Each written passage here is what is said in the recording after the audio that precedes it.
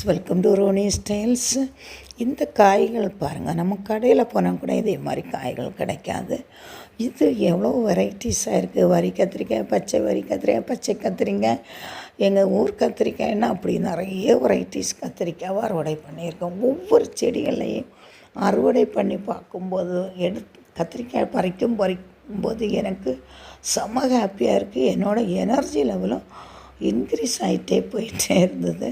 நான் அப்படியே என்னை மெய் மறந்தே அதில் 2 ஹவர் இருக்கும் என்னோடய கார்டனில் இருந்து ஒவ்வொரு செடிகளாக பார்த்து எல்லாத்தையும் அறுவடை பண்ணி எடுத்து வச்சதும் செம ஹாப்பி.